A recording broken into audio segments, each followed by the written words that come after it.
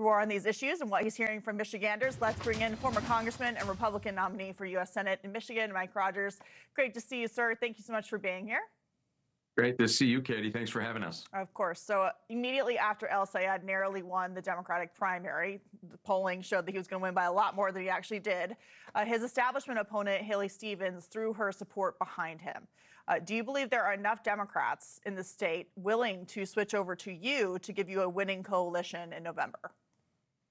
Absolutely. And we saw that today. We started with being downtown Detroit and launching Democrats for Rogers. It was a very diverse coalition. Black Detroiters, people from Flint. We had a rabbi speak today about his lifelong being a member of the Democrat Party, but just can't get there because of the sheer meanness and divisiveness of this of Abdul El-Sayed. So we think it's absolutely doable. We're just getting started. So we have Democrats, coming to us in this election in a way that they're not going to Abdul El-Sayed. And remember, more Democrats voted against him in the primary than voted for him. And we're having great dialogue with these Democrats. We're talking to a lot of them. We need about 5% of those Haley Stevens Democrats, and he can't win. We're well on our way to hitting that number. What specifically are Democrats who say they want to support you saying they're going to vote for you on compared to your opponent? Well, first of all, we've been for the last year talking about issues that affect them. We have a literacy problem here in Michigan, like many states do.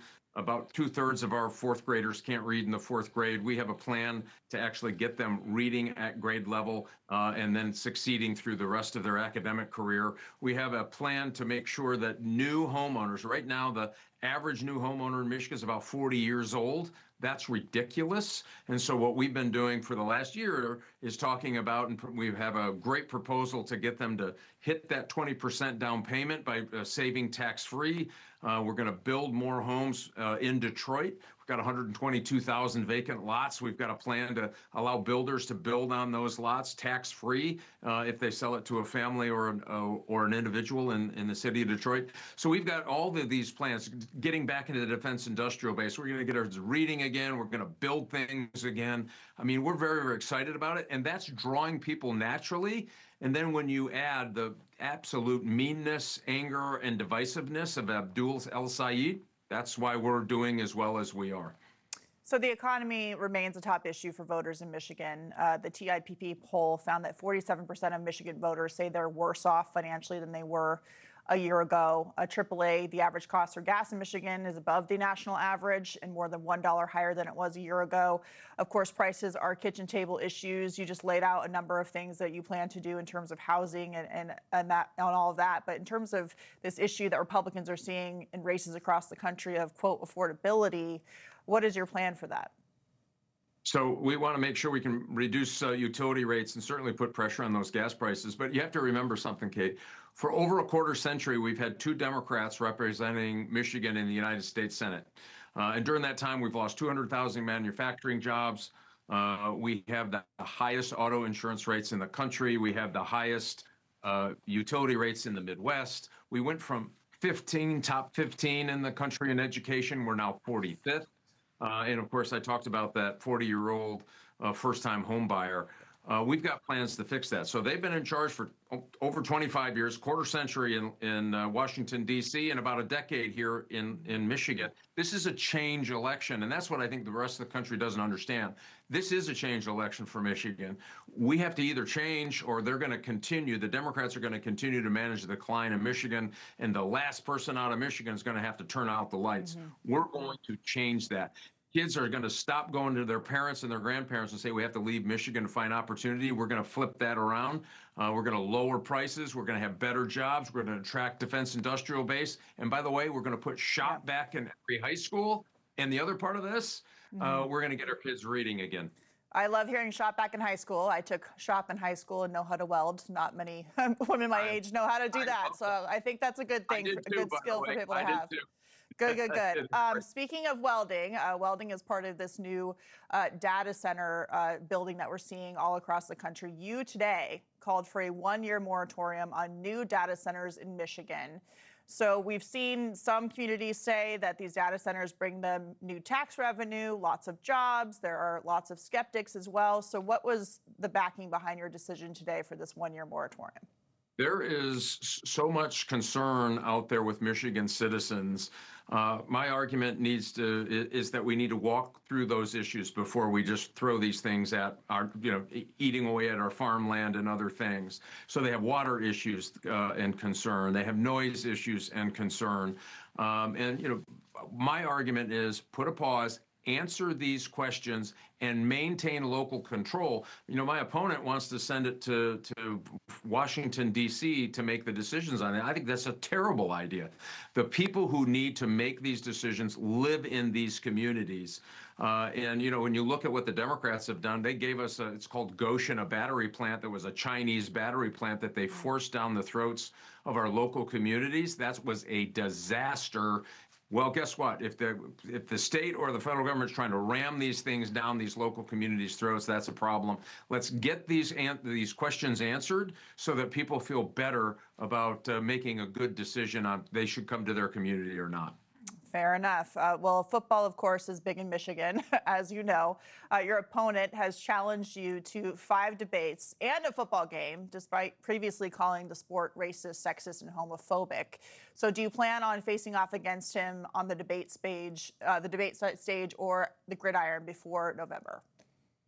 Well, not on the gridiron. If I'm going to the gridiron, it's to watch a great University of Michigan or Michigan State football game where in U of M, 113,000 crazy football fans will be cheering.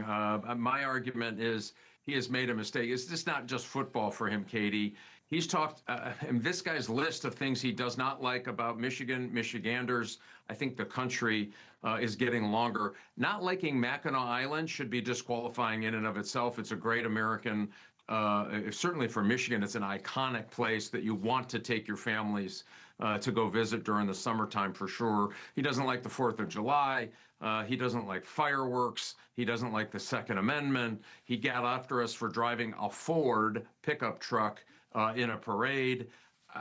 Listen, this guy is so out of line with Michigan and Michigan pastime and who we are in this state. I hope he keeps talking. The more he talks, I think the more people aren't going to like this guy.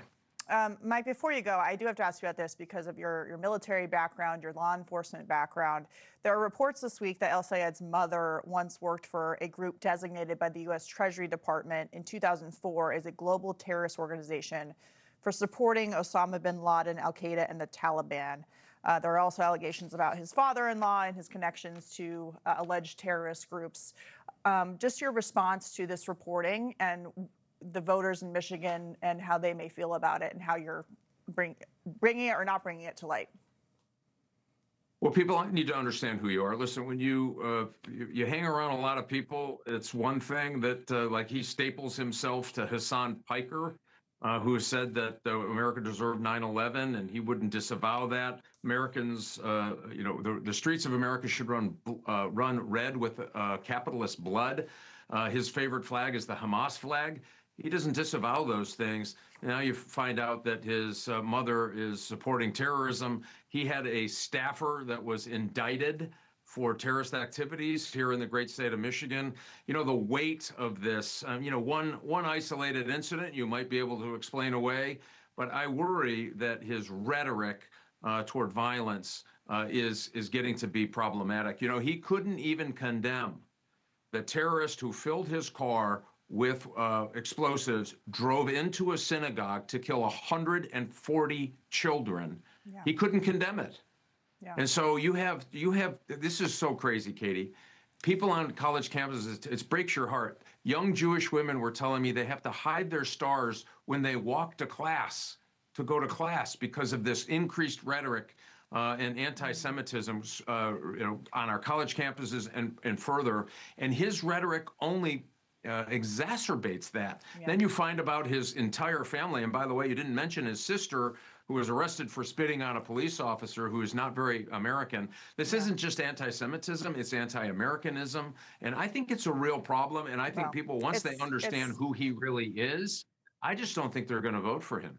I think being pro-terrorism is something that people would want to know before they go to the polls. Mike Rogers, U.S. Senate candidate from the state of Michigan, thank you for joining us. Great to see you. Thanks, Katie. Thank you for watching. Subscribe below and download our NewsNation app right now on your phone, and you will get fact-based, unbiased news for all Americans.